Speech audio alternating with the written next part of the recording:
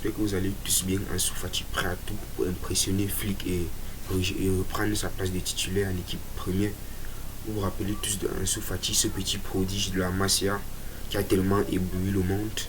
C'est qu'il a permis d'obtenir le dossard numéro 10 de Lionel Messi. Peu après cette explosion, peu après cette éclosion de talent, les blessures ne l'ont pas permis de continuer. Petit à petit, il a commencé à sombrer, il a commencé à perdre du temps de jeu jusqu'à ne même plus entrer dans les plans de Xavi. Il a donc décidé d'aller à Brighton pour trouver un petit peu de temps de jeu et en fait, refaire un peu ses jambes. À cet effet, Ansu Fati annonce qu'il est prêt à tout pour rejoindre au Barça et ainsi que reprendre son dossard numéro 10. Dès lors, il va commencer, il va reprendre les entraînements et il est très déterminé. Avant même que les entraînements ne débutent, Ansu Fati s'entraîne déjà, il veut être au max de sa forme pour prouver à Flick de quoi est-ce qu'il est capable. Il est prêt à nous démontrer que non, on a eu tort de croire qu'il n'est pas digne du dossard numéro 10 de Lionel Messi. Et je pense que si il pratique vraiment tout ce qu'il a dit, c'est que le prendre le dossard numéro 10 pour lui, ça ne sera qu'un jeu d'enfant. D'autant plus que Lamine Yamal a refusé ce dossard.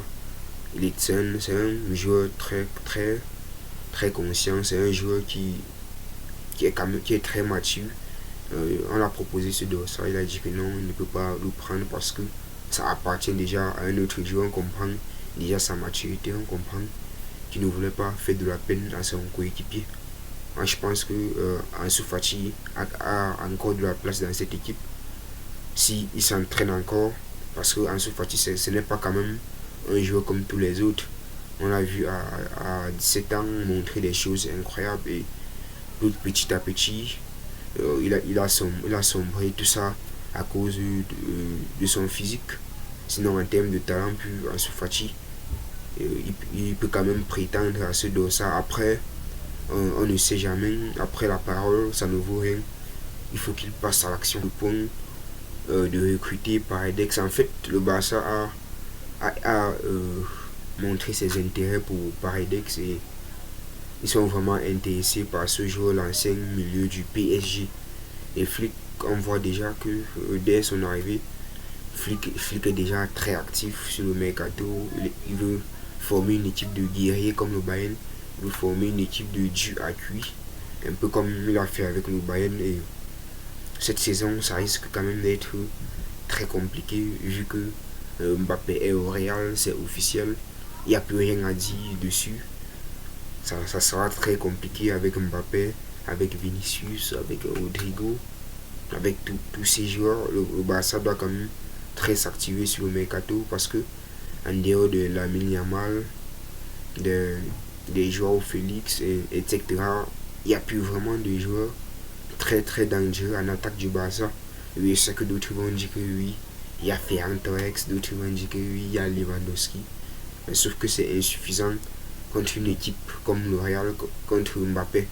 Déjà, la saison passée, sans Mbappé, le Barça avait du mal à jouer contre le Real. Imaginez maintenant avec Mbappé. Aussi au niveau de la défense, le Barça doit aussi beaucoup s'activer. Ne doute pas quand même que le Barça a de très bons défenseurs. Depuis quelques semaines, il y a des rumeurs soi-disant Araujo va quitter le Barça et ce n'est pas quand même très bon comme rumeur. Là, le Barça doit s'activer, même au niveau du milieu de terrain, c'est insuffisant avec Pedri, Gundogan et tout. C'est insuffisant. Le Barça doit trouver des milieux de terrain top 3 minimum mondial. Moi, je pense qu'avec ça, le Barça peut quand même espérer jouer au titre parce que comme le Barça est très loin derrière le Real de Madrid en termes de favoris pour gagner la Liga. Le Barça est très loin et c'est aussi notamment à cause de l'arrivée de Mbappé. J'espère quand même que Flick va changer ce problème qu'il y a au Barça parce que depuis un certain temps le Barça est un club qui n'est pas vendeur quoi. Parce que tu vois la plupart des jeunes joueurs très talentueux se demandent que votre prochain club, vous aimeriez que ça soit quoi votre prochain club, ils vont répondre le Real de Madrid va répondre. Le Real de Madrid, c'est peut-être 100 joueurs, peut-être 70 vont dire Real, 30 vont dire le Barça. Or, ce n'est pas normal. Or, le Barça, c'est un club très très médiatisé. Le Barça, c'est un club très connu et un club aussi très talentueux. Normalement, il ne devrait pas avoir ce problème.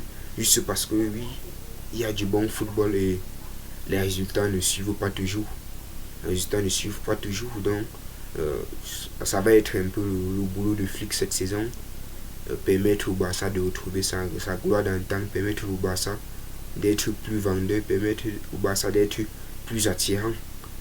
Donc c'était tout pour cette vidéo. Si vous n'êtes pas encore abonné, abonnez-vous et laissez un petit pouce bleu. Ça fait toujours plaisir. À la prochaine. Ciao.